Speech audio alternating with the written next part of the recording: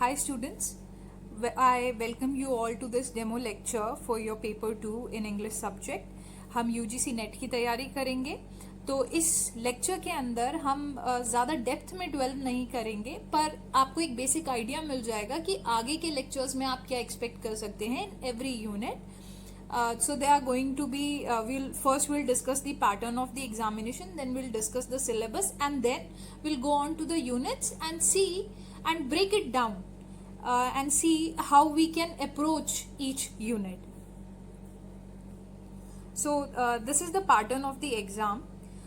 There will be two papers, paper 1 and paper 2. Paper 2 is your subject related paper, which is English, and paper 1 is a general paper, जिसके अंदर आपसे सारे type के सवाल पूछे जाते हैं. आपसे थोड़ा बहुत एनवायरनमेंट के बारे में, कंप्यूटर साइंस, रिसर्च, एप्टीट्यूड और इन सारी चीज़ों से रिलेटेड सवाल पूछे जाते हैं. So paper 1 is of 50 questions.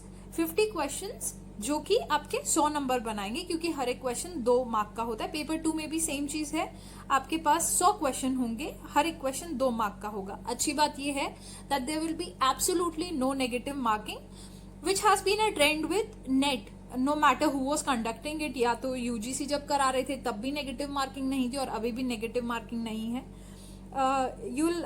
So that makes paper 1 and paper 2 will equal to 300 marks. And then you have MCQs. The pattern of the paper is in form of multiple choice questions with no negative marking. The duration of the paper is 3 hours in one stretch. एक ही stretch में आपसे सारा का सारा paper करा लिया जाएगा. This is your syllabus for English subject. So from June 2019, NTA NET had introduced a new kind of syllabus. They have divided the units based on genres. So you have, the first 4 units are based on genres. So first one is drama, then you have poetry, you have fiction and non-fictional prose works, that way. And there are going to be 10 units in your syllabus. You must have seen your syllabus, but we are also going to discuss it. So पहला unit जो है वो आपका drama है. अब पहले जो net का सिलेबस था उसके अंदर क्या होता था कि वो आपको जैसे हिस्ट्री ऑफ इंग्लिश लिटरेचर, जिन लोगों ने ध्यान से पढ़ा होगा उनको पता होगा कि वो पूरा एजेस में डिवाइडेड है. You start from Anglo Norman, Anglo Saxon, you go on to Chaucer and you come towards modern age. Okay, तो वहाँ इस तरीके से पहले का आपका सिलेबस था. उसमें आगे ये यूनिट्स कवर होने के बाद आपको आगे लिटरेरी क्रिटिसिज्म और लिटरेरी थ्योरी पे भी पूछा जाता था. इंडियन लिटरेचर और अमेरिकन लिटरेचर की अलग सी यूनिट हुआ करती थी, पर अब इन्होंने क्या कर दिया है, they have divided it in different genres. So the first one is drama. अब whenever you think of drama or poetry, we are not talking about the fictional works like novels. We are only talking about drama and poetry here. So जब भी आप drama या poetry को सोचेंगे तो आप सीधा कहाँ पहुंच जाएंगे? If we talk about the western literature, not the literature that comes from India, क्योंकि इंडिया का सिविलाइजेशन भी ग्रीक सिविलाइजेशन जितना पुराना है, पर आप जब वेस्टर्न कैनन की बात करते हैं तो you will go back to Greek literature. So drama और पोइट्री का जो ओरिजिन है वो हमें, जो वेस्टर्न ओरिजिन है वो हमें ग्रीस में मिलता है. तो हम वहां से शुरू करेंगे. अब दूसरी बात ये है कि यहाँ पे जो सेकंड पॉइंट है, अगर आप इस पे आ जाएंगे तो आप नोटिस करेंगे there are separate unit for criticism in your syllabus. There is a separate unit for literary theory and then literary criticism. There are 2 separate units for it.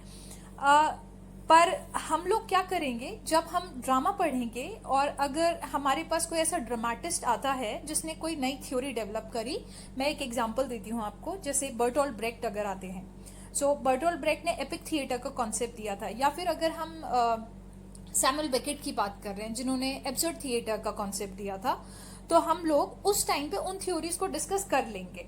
ठीक है, हम वेट नहीं करेंगे कि अभी तो हमारा वो वाला यूनिट नहीं आया. We will just discuss it briefly, or if you will want me to go into some more details, I would do that too. पर हम पहले उसको एक बेसिक तरीके से हम उसको कवर कर लेंगे, और जब हम लिटरेरी थ्योरी और क्रिटिसिज्म पे पहुंचेंगे तो उस टाइम पे अगर हमारे सामने कोई ऐसी क्रिटिसिज्म्स आते हैं तो हम उस टाइम पे भी उसको डिस्कस करेंगे. देन क्या क्या होगा इसमें, ऑब्वियसली क्योंकि हमारे पास जो पहला सिलेबस था उसके अंदर यूनिट्स जो थी वो एजेस के हिसाब से डिवाइडेड थी. हम वो तो करेंगे ही, पर उसके साथ साथ हम हम एकदम पीछे एंटिक्विटी में जाके देखेंगे कि क्या क्या हुआ था. So major works and writers, we will discuss those. We will discuss dramatists from English speaking worlds. What are the English speaking words? जहाँ पे अंग्रेजी नेटिव लैंग्वेज की तरह यूज होती है. We will talk about Australian dramatists. We will talk about dramatists from Ireland and England and America. And then we will also talk about the Greeks, Indian, Caribbeans, and of course the Africans. The starting point though of this unit will be Greek classical works. So Greek classical works आप सबको पता है कि क्या है. We'll discuss the three major tragedians of those times, Aeschylus, Sophocles and Euripides. इन तीनों को हम डिस्कस करेंगे, इनके वर्क्स डिस्कस करेंगे. हम कॉमेडीज भी डिस्कस करेंगे, मेनांडर की, एरिस्टोफेन की. Okay, so this is going to be your unit 1. I think there are some more points that we'll be discussing in this unit. Okay, so the next slide, this is the next slide. Then Greeks के बाद कौन आते हैं? Romans आते हैं. Romans ने अपना invasion शुरू किया था और इन्वेट करते करते वो ग्रीस पहुंचे, और ग्रीस में उन्होंने देखा कि इस तरीके के ड्रामेटिक आर्ट्स हो रहे हैं, और उन्होंने उसको अपने एज अ कल्चर उन्होंने उसको इम्बाइब किया. So in Romans we will study Plautus, we will study Terence, okay, and how these not Terence so much, but how Plautus became an influence for Molière and Shakespeare, या किस तरीके का उनका drama होता था, किस तरीके के उनके स्टॉक कैरेक्टर्स होते थे, और कैसे उन्होंने ग्रीक्स को इन्फ्लुएंस किया, और उसके बाद कैसे उन्होंने इंग्लिश ड्रामा को इन्फ्लुएंस किया. We will discuss in the Romans. We will also discuss Seneca. Seneca को हम नहीं छोड़ सकते हैं, क्योंकि सेनेका की जो ट्रेजेडीज है उससे शेक्सपियर, टॉमस किड, ये सब लोग बहुत इंस्पायर हुए थे. तो हम सेनेका की ट्रेजेडीज को डिस्कस करेंगे, और कैसे वो किस टाइप के उनके जो चीज़ें थी वो उन्होंने इंट्रोड्यूस करी. मैं एक एग्जांपल आपको देती हूँ. जैसे जो ग्रीक टाइम का या क्लासिकल ग्रीक जो थिएटर था, उस टाइम पे तो violence was always kept of stage. It was never brought into the stage. कोई भी मार काट या इस टाइप की जो भी गोरी डिटेल्स होती थी वो सारी की सारी पीछे, स्टेज के पीछे होंगी. पर सेनेका, जिसका पूरा जीवन ऑलमोस्ट बहुत ही सैड और डेस्पेंडेंसी में गुजरा, पूरे टाइम राजाओं से लड़ते हुए निकला, जो राजा थे वो बहुत क्रूअल थे उस टाइम पे, तो वो इतना ज्यादा परेशान था that he put all that on to the stage. जो भी चीजें हैं वो सारी स्टेज के ऊपर हो रही हैं. ठीक है, so the gory details. Then we come to the medieval era, जिस टाइम पे हमारे मिस्ट्री और मिरेकल प्लेज आते हैं, हम उनको डिस्कस करेंगे. Will go to Elizabethan and Jacobean period, जहाँ पे हमारे बड़े यूनिवर्सिटी विट्स आते हैं, जिन्होंने आगे चल के शेक्सपियर को इन्फ्लुएंस किया. यूनिवर्सिटी विट्स के अंदर बड़े नाम है Thomas Kyd. Will discuss Marlowe, okay, and his works थोड़ा डिटेल में. और जैकोबियन पीरियड से आपके आते हैं जॉन वेबस्टर, जॉन फोर्ड, है ना, इन लोगों को हम डिस्कस करेंगे. सो इस टाइम पे कौन से जॉनर्स ज़्यादा पॉपुलर हुए वो भी हम देखेंगे. History plays, tragedies and the revenge dramas. तो ये चीज़ें हमें कवर करनी है. The next thing to step on is restoration period. Restoration period जो है वो अपनी कॉमेडीज के लिए जाना गया. ठीक. So during restoration period, the kind of comedies that were very famous were the comedy of manners, and there were also some playwrights who were writing comedy of humors, which originated from Ben Jonson. So we'll study that. Then we come to the unit number 2, which is poetry. So poetry, just like the dramas, are pretty old in their form. Even one can go so far to say that poetry as a genre was the first one to originate. So you have everything written in form of verse, verse, V-E-R-S-E, verse, okay. So you have the Vedas, Mahabharata, Ramayana, ये सारी stories हैं, fiction है, पर verse form में लिखा गया है, प्रोजाइक form में नहीं लिखा गया है. ठीक है, epic of Gilgamesh, Iliad, Odysseus, ये सारे जो वर्क्स हैं ये सब के सब जो हैं आपके वर्स फॉर्म में लिखे गए हैं. इसी के साथ हम पढ़ेंगे लिटरेरी डिवाइसेस के बारे में.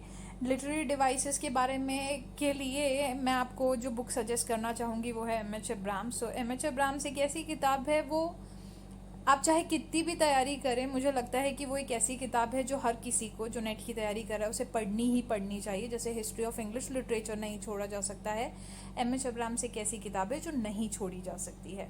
सो we'll study literary devices that have been asked about in the previous NET exams. हाँ, सो कुछ तो बेसिक्स होती हैं, जैसे एजोनेंस हो गया, एलिटरेशन हो गया, ओनोमापोइया हो गया, so the T is silent there, onomatopoeia हो गया, सिमिली हो गया, मेटाफर, हाइपरबोली। ओके, इसके अलावा और भी होते हैं, लाइटोटीज होता है जो अक्सर पूछा जाता है, क्यास्मस पूछा जाता है।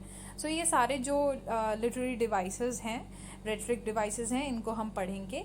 We will also study types of meter. Okay,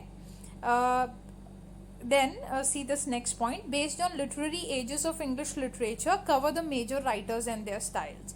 जैसा कि हमने ड्रामा वाली यूनिट में किया, starting from the very beginning, जहाँ पे हम होमर को डिस्कस करेंगे, ग्रीक लिटरेचर में क्या हुआ, फिर रोमन लिटरेचर पे हम आएंगे, और उसके बाद कैसे उन लोगों ने इन्फ्लुएंस किया इस टाइम के राइटर्स को। ओके, और जो इवन जो एंग्लो सैक्सन और एंग्लो नॉर्मन पीरियड के अंदर जिस टाइप के इन्वेजन्स हुए इंग्लैंड पे, उनने कैसे इन्फ्लुएंस किया आगे आने वाले वर्क्स को। ठीक है, सो उस टाइम पे हम चौसर की पोएम्स को भी देखेंगे, और चौसर की एज में लिखी गई पोएम्स जैसे कि पर्ल हो गया, जिसका नाम ज़्यादातर आता है, उसको देखेंगे।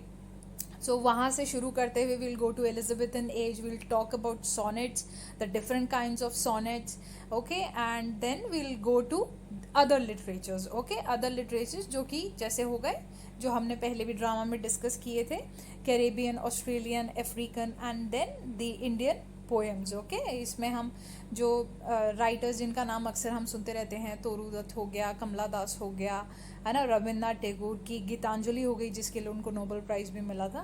Will discuss all those works, और ऑस्ट्रेलियन लिटरेचर के जो वर्क्स हैं, है ना, जैसे कैरेबियन लिटरेचर में वो एपिक पोएम जो है डेरिक वॉलकॉट की, ये सब चीज़ें हम लोग डिस्कस करेंगे सेकेंड यूनिट में।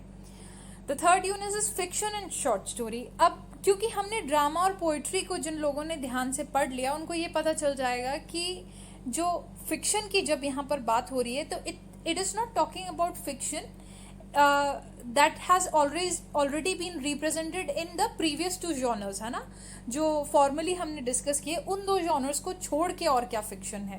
क्योंकि fiction is anything that is based on our imagination. ये बड़ा ट्रिकी है कि उन्होंने इसको नॉवल और शॉर्ट स्टोरी कहने के बजाय इसको फिक्शन कह दिया, पर यहाँ पे इनका मतलब जो है वो ज़्यादातर जो है वो उसी से है, नॉवल से है।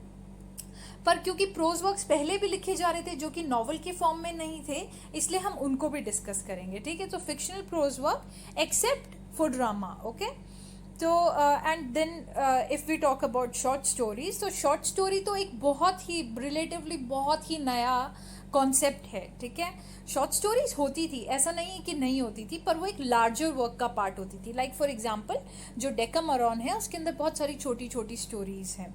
ठीक है, तो इस तरीके से शॉर्ट स्टोरी की हम बात नहीं कर रहे हैं। Short story as a genre जो कि आपका 18th सेंचुरी के आसपास डेवलप हुआ है, उस चीज़ को हम डिस्कस करेंगे। तो शॉर्ट स्टोरीज के अंदर बड़े नाम क्या है ना, एंटोन चेखोव हो गया, Edgar Allan Poe, Ernest Hemingway, Franz Kafka, Maupassant, है ना, इन सारे लोगों को हम लोग डिस्कस करेंगे, इनकी शॉर्ट स्टोरीज। ओ हेनरी तो बहुत फेमस है, एडगर एलन पो, है ना, जिन्होंने गॉथिक लिटरेचर को इतना आगे बढ़ाया। ठीक है, इन सब को हम डिस्कस करेंगे, इनके राइटिंग स्टाइल को डिस्कस करेंगे, इनकी फेमस वर्क्स को डिस्कस करेंगे।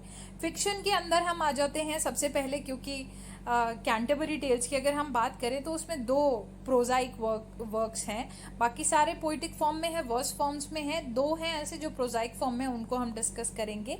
ठीक है, वहाँ से आगे बढ़ते हुए will talk about the beginning of fictional works, जो कि पोइटिक फॉर्म में नहीं है, ना ही ड्रामेटिक फॉर्म में, ना ही नॉवेल्स हैं, पर फिक्शनल वर्क्स हैं। ठीक है, तो किंग अर्थर और उनके नाइट की जो स्टोरीज हैं वहाँ से इसकी शुरुआत हो जाती है, उसको हम थोड़ा सा डिस्कस करेंगे।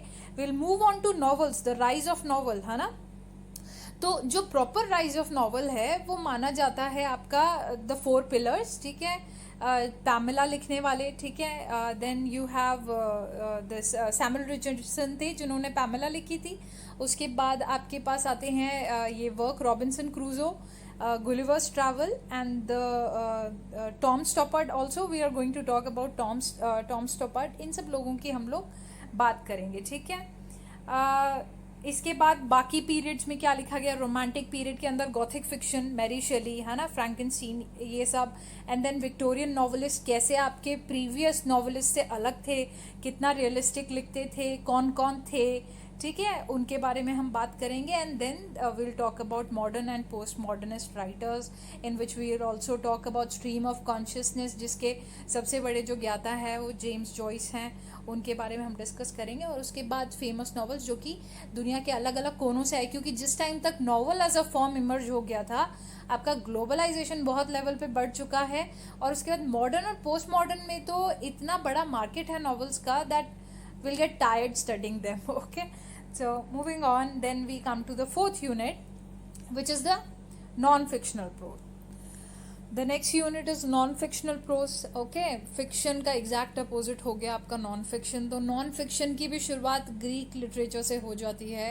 ग्रीक लिटरेचर में आपके जो एरिस्टोटल है, उन्होंने जब पोइटिक्स लिखी और उन्होंने फॉर्म्स बताई और डिफरेंट आइडियाज़ दिए, जब उन्होंने बोला कि ट्रेजेडी और एपिक के अंदर क्या डिफरेंसेस है, एक परफेक्ट ट्रेजेडी क्या होती है, that all becomes part of your non fictional prose. Okay, जिसके अंदर कोई स्टोरी नहीं है, बस ज्ञान की बातें की जा रही है. Then you have Plato's Republic and there are other dialogues, है ना, और भी डायलॉग्स हैं उनके. पर जो लिटरेचर वालों के लिए जो बहुत इंपॉर्टेंट है वो बुक 10 है रिपब्लिक की, उसके बारे में हम डिस्कस करेंगे. उसके अलावा भी हम थोड़ी बहुत जो थ्योरीज हैं रिपब्लिक की बुक में से उनको भी डिस्कस करेंगे. Then we move on to Anglo Saxon period. Okay, जो कि हिस्ट्री ऑफ इंग्लिश लिटरेचर का पार्ट है. सो एंग्लो सैक्सन पीरियड के अंदर क्रॉनिकल्स लिखे गए. और जब भी आप क्रॉनिकल नाम कहीं पर भी सुना, आप समझ जाइए it is going to talk about history, because chronology deals with the aspect of time. So history. और इसी टाइम पे आपका consolation of philosophy लिखा गया, ठीक है. इनको डिस्कस करते हुए we'll come to Chaucer's period and then will go to Renaissance. और रेनेसा के टाइम पे, not in England particularly, because Renaissance was a period which was not limited to England, और even it did not begin in England. Okay, so जहाँ से ये शुरू होता है, we'll talk about Italy, France, Holland से होते हुए कैसे इंग्लैंड में पहुँचता है, ठीक है. और इस दौरान क्या क्या वर्क्स आए. The most famous one, Machiavelli's the Prince. ये एक ऐसा आइडिया है, क्योंकि प्रिंस की जो क्वालिटीज़ मैकियावेली ने बताई है कि इधर से ही वो टर्म ओरिजिनेट होता है. मैकियावेलियन कैरेक्टर, एक कैरेक्टर जो अपना भला सोचता है, ठीक है, जो चीज़ें समझता है. सो द प्रिंस लिखा उन्होंने. Then you have Castiglione's the Courtier. जैसे मैकियावेली ने एक अच्छे प्रिंस की क्वालिटीज़ बताई, कैस्टिलियोनी ने एक अच्छे कोर्टियर, एक कोर्ट लेडी की क्वालिटीज़ बताई कि वो कैसे होने चाहिए, ठीक है. अगर आप दिल्ली यूनिवर्सिटी से एमए आपने किया है तो सिलेबस का पार्ट भी रहा है ये, ठीक है. इसके बाद हम एलिजाबेथन एज पे आते हैं. उसमें क्योंकि हम सब ने स्पेंसर का नाम सुना है, हम लोगों ने सिडनी का नाम सुना है, तो हमें पता होना चाहिए कि डिफेंस ऑफ पोइट्री की यहाँ पे बात की जाएगी. इसके अलावा we are also going to discuss Spenser's very important piece about Ireland. और ये बात हम सबको पता है कि ब्रिटिश हमेशा दूसरे लोगों पे राज करने को तैयार रहते थे. So they had also ruled England. And we talk about the Indian condition, पर आयरलैंड के ऊपर अगर आप बनी हुई मूवीज देखेंगे ना, you realise the despicable condition that the Ireland was living in during British rule. So Spenser के कितने कॉलोनिस्ट आइडियाज़ हैं जो उसके अंदर आते हैं, उनको हम डिस्कस करेंगे, ठीक है. मॉन्टेन्स एसेज के जो सबसे पहले फ्रांसिस बेकन से पहले जिन्होंने एसेज लिखे हैं, मॉन्टेन के एसेज को हम डिस्कस करेंगे, ठीक है. और इसी तरीके से और आगे आने वाले जो राइटर्स हैं उनको भी. अब क्योंकि this is a unit based which is based on non fictional prose, है ना, लेकिन हमारे पास एक और यूनिट है which is called literary criticism, है ना. तो लिटरेरी क्रिटिसिज्म के अंदर ऐसे बहुत सारे टॉपिक्स हैं जो नॉन फिक्शनल प्रोज वाले उसमें चले जाएंगे, है ना. जैसे कि हमने यहाँ पे सिडनी के डिफेंस ऑफ पोइट्री की बात करी, तो वैसा ही डिफेंस आप क्रिटिसिज्म में भी पढ़ते हैं, तो वो क्रिटिसिज्म का भी पार्ट बन जाता है. तो ऐसे बहुत सारे टॉपिक्स हैं जो इस यूनिट में और लिटरेरी क्रिटिसिज्म की यूनिट के अंदर कोइंसाइड कर जाएंगे. Okay, we come to the unit 5. Okay, unit 5 जो है वो एक अलग नई यूनिट है, ठीक है, which is based on language, basic concepts, theories and pedagogy, English in use. ये पूरा आपका यूनिट का टाइटल। इसमें बहुत सारे अलग अलग टॉपिक्स हैं जो हमें डिस्कस करने पड़ेंगे। बहुत डेप्थ है इस सब्जेक्ट की, क्योंकि बेसिकली लिंग्विस्टिक अपने आप में एक अलग डिसिप्लिन हो जाता है, ठीक है। और लिटरेचर वालों की सबसे बड़ी जो समस्या है वो ये है कि we are to interdisciplinary. Interdisciplinary कैसे? हम लोगों का काम सिर्फ लिटरेचर, और वो भी सिर्फ इंग्लिश लिटरेचर पढ़ के नहीं चलता है। Like we have discussed in the units of drama and poetry, we also have to study the ancients, we have to study the Greeks, we have to study the Romans, we have to study Africans, okay, Indian regional literature, literature in translation, we have to study all that. So ये हम लोगों के लिए एक समस्या का सबब है। और क्योंकि लिंग्विस्टिक एक अलग सब्जेक्ट है तो उतना ही ज़्यादा उसका मटेरियल बन जाता है पढ़ने के लिए जो हमारे काम का है। So we'll select those items that are really really necessary for us to study in this particular unit. So will start with langue and parole, pidgin और क्रियोल क्या होता है, ये सारे कॉन्सेप्ट्स हम डिस्कस करेंगे।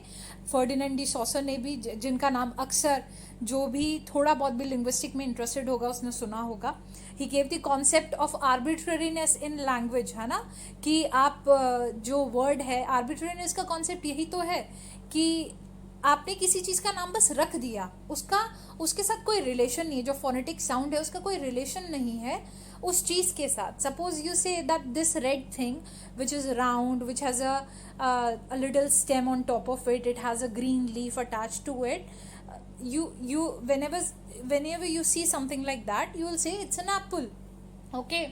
so ये कॉन्सेप्ट ये बड़ा आर्बिट्ररी है, क्योंकि एप्पल जो साउंड है उसमें कुछ भी ऐसा नहीं है जो उसको एप्पल बना दे, राइट। पर कुछ और चीज़ें हैं जो आर्बिट्रेरीनेस को क्वेश्चन करती हैं, उनके बारे में हम बाद में डिस्कस करेंगे। ये बस मैं थोड़ा डेप्थ में चली गई, okay. Coming back to the subject of this unit, then you have the idea of counting syllables. ज़्यादातर लोगों को आता होगा मुझे लगता है, पर क्योंकि मेरे पास स्टूडेंट्स ऐसे रहे हैं जिनको नहीं आता था, तो मैंने सोचा कि मैं इसको सिलेबस में इंट्रोड्यूस कर दूं, क्योंकि सिलेबस काउंट करना इंपॉर्टेंट है, तभी आप किसी पोएम का मीटर भाप सकते हैं। कई बार आपसे एक पोएम का पैसेज देके ये पूछ लिया जाता है कि इसका मीटर बताओ कि क्या है। So unless you know that poem and you know what meter it was written in, it is better that you at least you can count the syllables, okay. ये एक बड़ी बेसिक सी चीज़ है जो आपको आनी ही आनी चाहिए। तो यहाँ पे मैंने कुछ एग्जाम्पल दिया, आप देख सकते हैं। मैं लास्ट वाला एग्जाम्पल देख रही हूँ यहाँ पे, हाइपोथेसिस, ठीक है। तो कैसे इसको सिलेबल्स में, 4 सिलेबल्स हैं, कैसे सिलेबल्स में डिवाइड होता है वर्ड, इसको हम डिस्कस करेंगे। लैंग्वेज एक्विजिशन की थ्योरीज पढ़ेंगे, जो कि चॉम्स्की, स्किनर, जेरोम ब्रूना, कुछ नाम है जो बहुत ज़रूरी हैं, जिनके बारे में पढ़ना ज़रूरी है, जिनके वर्क्स के बारे में पता होना चाहिए और जिनकी थ्योरीज के बारे में पता होना चाहिए, ठीक है। इसी के अंदर सब टॉपिक आते हैं, second language acquisition theories, monitor hypothesis, input hypothesis, critical period hypothesis, ये अलग अलग टाइप के जो कॉन्सेप्ट्स है। सेकेंड लैंग्वेज एक्विजिशन क्या हो गया, क्योंकि हम लोग आप लोगों को, अगर आप बाहर जॉब करना चाहते हैं, suppose you want to go and work in America, Korea, China, anywhere, you have to give a test called TOEFL, okay. वो क्यों लिया जाता है? भले ही आपने अंग्रेजी में पढ़ाई कर रखी है, they are not sure that you can speak English well, और if you can if you know how to do it properly. So that's why there are tests in places if you want to go and teach outside of India. तो इस वजह से क्या होता है, ये क्या है, ये सेकेंड लैंग्वेज एक्विजिशन का प्रॉब्लम है। उनको लगता है because English is our second language, maybe we are not very adept in it, हमें बहुत अच्छे से वो नहीं आती होगी। तो सेकेंड लैंग्वेज एक्विजिशन से रिलेटेड थ्योरीज को हम डिस्कस करेंगे। अगेन फर्डिनेंड डी सॉसर बहुत इंपॉर्टेंट है, लिंग्विस्टिक के फादर माने गए हैं, उनको हम डिस्कस करेंगे। Dictionaries and their histories, system of sound production, है ना। सिस्टम ऑफ साउंड प्रोडक्शन क्या है, जिन लोगों के सिलेबस में लिंग्विस्टिक का थोड़ा सा भी पोर्शन रहा होगा, they would suddenly have a vision in their mind of that diagram जिसके अंदर आदमी का मुंह बना हुआ है। Because after a long time I was drawing a diagram in my masters, जहाँ पे मुझे ये देखना पड़ रहा था कि ये जो अलग अलग मुंह के पार्ट्स हैं ये मुझे बताने पड़ रहे हैं, क्योंकि वो हमें जानने और समझने में हेल्प करते हैं कि जो आपकी साउंड निकल रही है वो एलोवेलर है, पेलेटल है, और whether it is dental sound, ये सारी चीज़ें जो है समझने में वो हमारी हेल्प करता है. So system of sound production, then English language teaching, and the last topic in this unit is structural and functional methods. Unit 6 जो है वो है English in India, history, evolution and futures.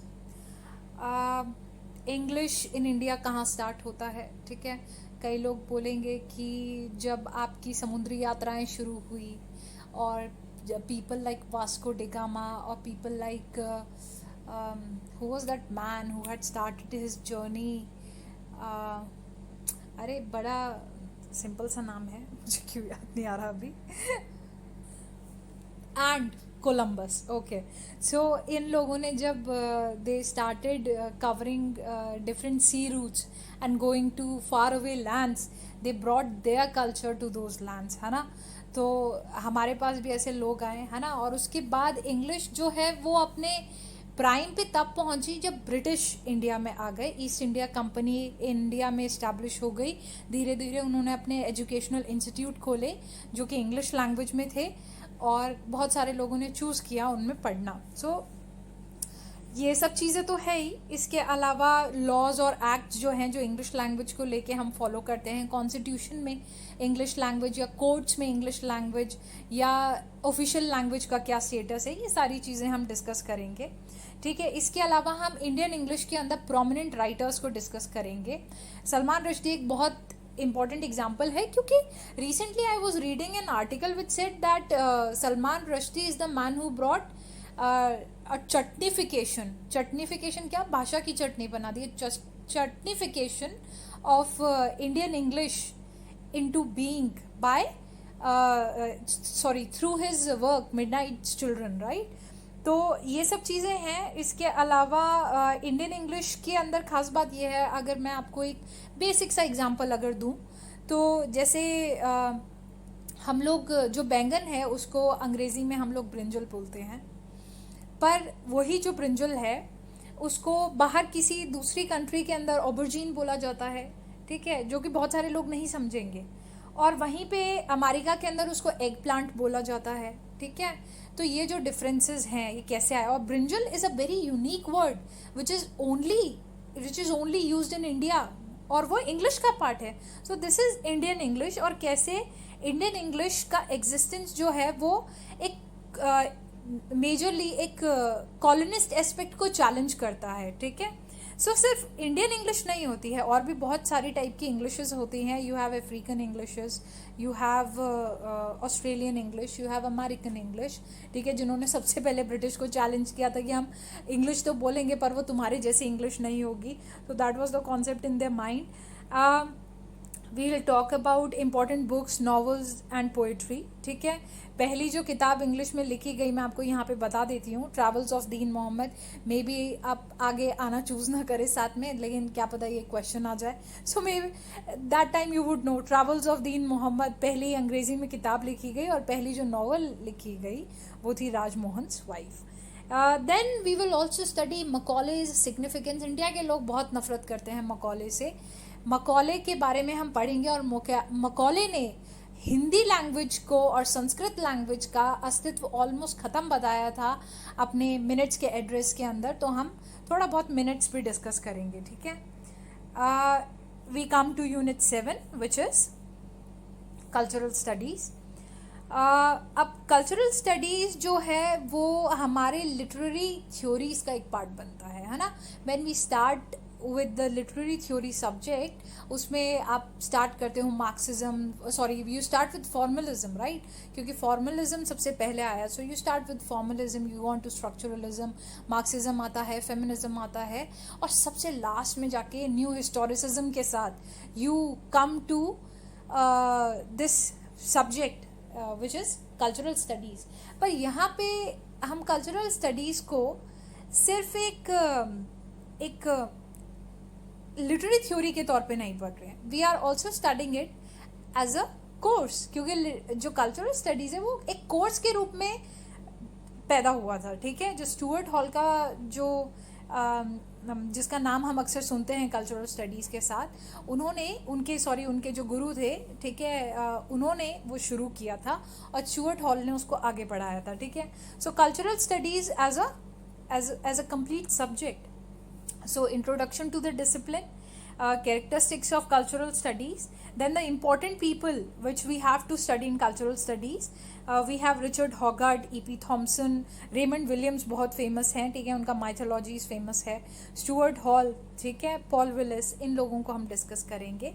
Then we come to Birmingham school, ठीक है. Birmingham school वही school है जिसके अंदर जहाँ से आपके कल्चरल स्टडीज़ की as a course, as a subject शुरुआत हुई थी, जिसको आगे बढ़ाया स्टुअर्ट हॉल ने. लेटर ऑन ही joined another university, a sociology department, जहाँ पे उन्होंने सोशोलॉजी ऑफ कल्चर करके एक सब्जेक्ट शुरू किया जो कि कल्चरल स्टडीज़ से मिलता जुलता है, ठीक है. कल्चरल स्टडीज़ वैसे अगर आप थोड़ा बहुत जानना चाहो तो कल्चरल स्टडीज़ बेसिकली एक इंटरडिसिप्लिनरी स्टडी है जो कहीं पे रुकती नहीं है, obviously because the name itself shows culture की स्टडीज़ है ना, तो कल्चर से रिलेटेड स्टडीज़ है. बट इन लोगों ने क्या किया, इन्होंने अलग अलग डिसिप्लिन्स के अंदर, suppose we talk about different disciplines like literature, law, sociology, political science, इन लोगों ने इनके अंदर गैप्स ढूंढे और उन गैप्स का कल्चर पे क्या इम्पैक्ट पड़ता है उसको स्टडी किया. इनके ऊपर इन्फ्लुएंसेस रहे और हैवी इन्फ्लुएंसेस रहे मार्क्सिस्ट के. तो आप देखो यहाँ पे अल्थुसर, ग्रामसी, है ना, पियर बॉर्डू, ये सारे जो हैं ये कहीं ना कहीं मार्क्स से रिलेटेड है, मार्क्स की आइडियोलॉजी से रिलेटेड है. सो मार्क्सिज्म का एक बहुत स्ट्रॉन्ग इन्फ्लुएंस इनके ऊपर रहा. Cultural studies approach the sites and spaces of everyday life such as pubs, living room, gardens, beaches as text. Text क्या होता है, ठीक है. टेक्स्ट हम लोग एक अगर क्या बोलते हैं, एक फंडामेंटल जो हमें बचपन में सिखाया जाता है, तो टेक्स्ट को हम हमेशा क्या समझते हैं, वर्ड्स लिखे हुए हैं वही टेक्स्ट है ना. पर जैसे जैसे डीकंस्ट्रक्शन का कॉन्सेप्ट आया, है ना, स्ट्रक्चरलिस्ट कॉन्सेप्ट आए, we started to realize that the text is not always a thing which can be read, okay. It can also be a thing which can be studied, है ना. तो हमने चीज़ों को स्टडी करना शुरू किया. तो ये क्या करते हैं, एवरीडे लाइफ से रिलेटेड चीज़ों को एज टेक्स्ट ट्रीट करते हैं, ओके. इनके सपोर्टर्स और क्रिटिक्स ने क्या क्या बातें बोली है इसमें important work. Sociology versus cultural studies, क्योंकि बहुत सारे लोग कंफ्यूज हो जाते हैं कि सोशोलॉजी जब एक डिसिप्लिन हमारे पास ऑलरेडी है to study society, why do we need a different discipline called cultural studies? So we in this unit are going to discuss the difference between the two, okay. Moving on, unit 8, literary criticism. अब ये unit पढ़ाने में मुझे तो बहुत मज़ा आएगा, मुझे नहीं पता आप लोगों को लिटरेरी क्रिटिसिज्म कितना पसंद है. सो स्टार्ट करते हैं. The difference between a literary theory and criticism. आपको अगर कोई ऐसा टीचर मिला हो जिसने आपको पूछा हो लिटरेरी थ्योरी और क्रिटिसिज्म में क्या डिफरेंस है, and if you were looking at their faces without any iota of semblance की क्या बोलना है आपको, तो आपके लिए बहुत ज़रूरी है that you first understand the difference, क्योंकि आपकी 2 यूनिट्स अलग हो गई हैं. अब अक्सर जब हम इसको एज अ सब्जेक्ट पढ़ते हैं तो हमारे पास कभी भी ऐसे नहीं आता कि सिर्फ लिटरेरी क्रिटिसिज्म पढ़ रहे हो, सिर्फ लिटरेरी थ्योरी पढ़ रहे हो. It's always combined. सो अगर इन्होंने 2 यूनिट्स अलग बना दी है तो मतलब दोनों में कुछ तो डिफरेंस होगा. We are going to study that. Will move on to the classics, है ना. क्लासिक्स कौन है, Plato, Aristotle, Horace, Longinus, on the sublime लिखा था जिन्होंने, है ना, इनको हम डिस्कस करेंगे.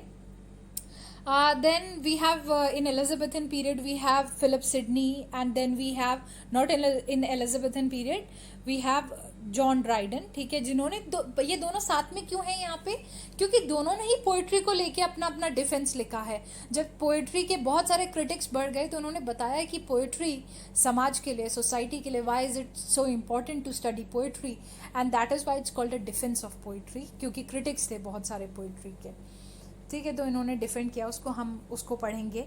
Then we have Alexander Pope, we have Samuel Johnson, ठीक है, जिन्होंने लाइव्स ऑफ पोएट्स करके एक किताब लिखी थी जिसके अंदर इनके बहुत सारे अलग अलग वर्क्स हैं जो अलग अलग टाइम्स की राइटर्स को, और साथ साथ में क्योंकि वो लाइव्स ऑफ पोएट्स है तो उसके अंदर एक बायोग्राफिकल एलिमेंट तो है, पर उसके साथ साथ एक क्रिटिकल एलिमेंट ये है कि वो उनके साथ साथ उस टाइम की पोइट्री को भी डिस्कस करते हैं।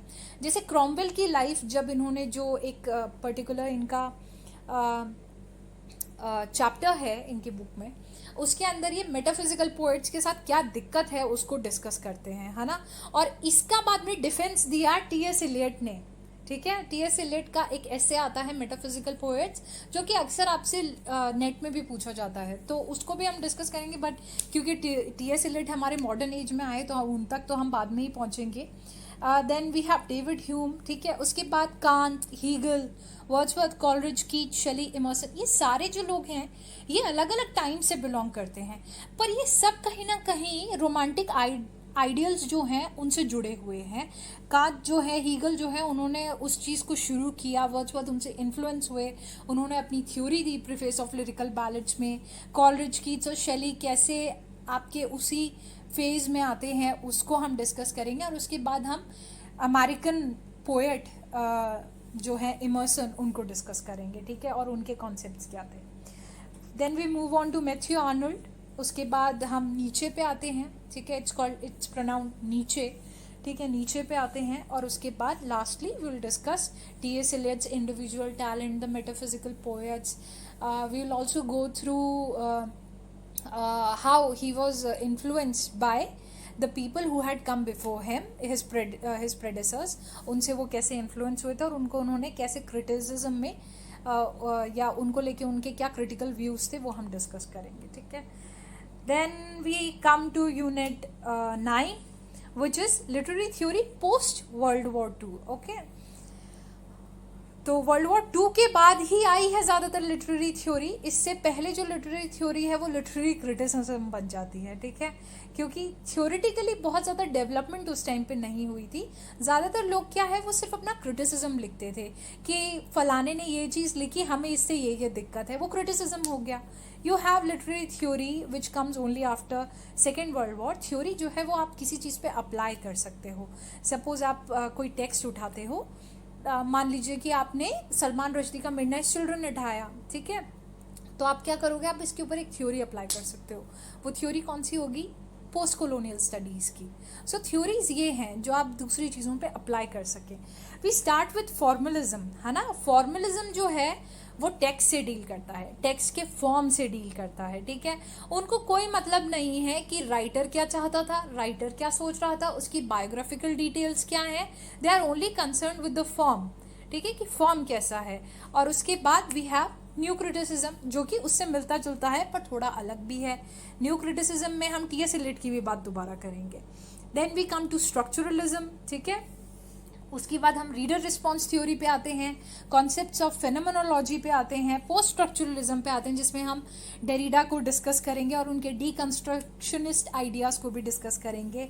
वी कम टू साइकोएनालिसिस, जिसके अंदर हम सिगमंड फ्रॉइड के वर्क को डिस्कस करेंगे, उनकी जो स्टडीज़ हैं उनको डिस्कस करेंगे। इडिपस कॉम्प्लेक्स, डोरा के ऊपर जो उनकी स्टडीज़ है उन सब चीज़ों को हम डिस्कस करेंगे। We come to historicism which is also called new historicism, ठीक है। कैसे ये प्रीवियस हिस्टोरिकल स्टडीज से अलग है, ठीक है। इसका जो ताल्लुक है वो कहीं ना कहीं आपका जो दूसरी थ्योरीज हैं जो कहीं ना कहीं हिस्ट्री से रिलेटेड है, जैसे पोस्ट कॉलोनियलिज्म हो गया वो, और ये कहीं ना कहीं आपस में जुड़ते भी हैं। तो हम थोड़ा बहुत we'll talk about the Tempest, Shakespeare का जो प्ले है, और उससे मैं आपको इतना अच्छे से न्यू हिस्टोरिसिज्म समझा दूंगी कि आप उसको ज़िंदगी भर याद रखेंगे, ठीक है। उसके बाद हम आते हैं मार्क्सिज्म पे, और मार्क्सिज्म से हम कल्चरल मटेरियलिज्म तक जाते हैं, ठीक है। और दोनों देखिए, दोनों बहुत अलग कॉन्सेप्ट्स हैं। Marxist was about egalitarian society, whereas cultural materialism is about जो आपके इवन इंडियन फिलोसफी में ये कॉन्सेप्ट्स आते हैं, है ना, घी खाओ मस्त रहो, उधार लो घी खाओ मस्त रहो, ठीक है, cultural materialism. Then we come to feminism, ठीक है। फेमिनिज्म में तो बहुत सारी चीज़ें हैं जो हमें पढ़नी है, ठीक है, और बहुत मज़ेदार टाइम निकलेगा। We come to gender studies, जो कि फेमिनिज्म से अलग है। क्यों? क्योंकि जेंडर सिर्फ फीमेल्स से कंसर्न नहीं रखता है, जेंडर में और भी बहुत सारे, अब तो मेरे ख्याल से there are many, actually I was filling up a form for Cambridge editorial post, okay, and during that time they asked me about the gender that I most relate to, and there was also an option that if you have a self selected gender you can write that as well. So gender जो है वो एक बहुत fluid concept है, ठीक है, उसको हम डिस्कस करेंगे जेंडर स्टडीज में. Then will come to post colonialism. ये सब डिस्कस होने के बाद फाइनली द लास्ट यूनिट, ठीक है, जो कि ज़्यादा बड़ी यूनिट नहीं है पर इम्पॉर्टेंट है इसलिए भी क्योंकि बहुत सारे लोग जो नेट करके प्रोफेसर बनना चाहते हैं वो बाद में चाहेंगे कि वो पीएचडी करके एसोसिएट प्रोफेसर भी बन पाए, है ना, असिस्टेंट प्रोफेसर से. सो research methods and materials in English आपका एक बेस तैयार कर देगा. आपको अगर आगे पीएचडी परस्यू करने का मन है, नहीं है, क्योंकि बहुत सारे लोग पीएचडी में एडमिशन लेने के बाद रिग्रेट करते हैं. So it will make you'll be able to make up your mind if you want to dwell into research or not. Okay. तो इसके अंदर आपके पास ये आप देख लीजिए, ये सारे पॉइंट्स है जो मैं डिस्कस करने वाली हूँ. Types of research, characteristics of research, approaches to research, ठीक है, रिसर्च प्रोसेस के अंदर हम वो सब डिस्कस करेंगे कि कैसे रिसर्च जो है आप उसका हाइपोथेसिस कैसे डेवलप करते हो, उसके ऑब्जेक्टिव्स क्या होते हैं. देन लिटरेचर रिव्यू क्या होता है, बिब्लियोग्राफी कैसे बनती है. We are also going to discuss MLA, ठीक है. MLA वो स्टाइल है जिसको लेकर इंग्लिश लैंग्वेज की जो स्टूडेंट्स हैं वो अपने पेपर्स लिखते हैं, ठीक है. तो मॉडर्न लैंग्वेज एसोसिएशन उसका फुल फॉर्म है, हम उसको भी डिस्कस करेंगे, ठीक है. थोड़ा बहुत हमें आइडिया होना चाहिए कि बिब्लियोग्राफी कैसे बनती है, कैसे लिखी जाती है और कैसे वो बाकी स्टाइल से अलग है. जैसे आपका APA भी एक अलग स्टाइल होता है, उन सब से वो कैसे अलग है, ठीक है. We come to literary research and then the last topic in this unit will be research methods. Okay. So this is the basic concept. ये सारा एक बेसिक कॉन्सेप्ट है. इसके बाद धीरे धीरे जब हम आगे यूनिट्स में पढ़ेंगे तो मुझे ऐसा लगता है कि हम ऐसी चीज़ें भी पढ़ेंगे जो हमने पहले कभी सुनी नहीं है, ठीक है. And that's what it makes it more interesting. अब नेट की तैयारी मैंने भी करी है, नेट मैंने भी क्वालिफाई किया है, पर अभी कुछ टाइम पहले यही इसी का ये जब मैं नया सिलेबस देख रही थी तो I found something very unbelievable and very new. Okay, we were talking about the dramas, right? तो ड्रामा के अंदर हमने ग्रीक्स के अंदर हमने डिस्कस किए थे 2 राइटर्स, कॉमिक राइटर्स थे, प्लाउटस और टेरेंस की हमने बात करी थी. Now I was surprised to know that Terence was actually a black man writing in those times, and it was somehow it was only Plautus and Terence's works that survived. And we know that Terence was a black man. And how did he end up in Greece? He was brought from Africa by a Roman senator to Greece. और उसके बाद उसने उसको पढ़ाया लिखाया. He set him free. वो गया, उसके बाद उसने plays लिखे and today we read about him. Today we read his plays which are extant, जो हमें मिलते हैं, available हैं. So every time you are studying you will learn something new, and that's the pleasure of it all. Okay, so I hope you will join me on this journey, and even if you choose not to, all the best for your future and enjoy your life.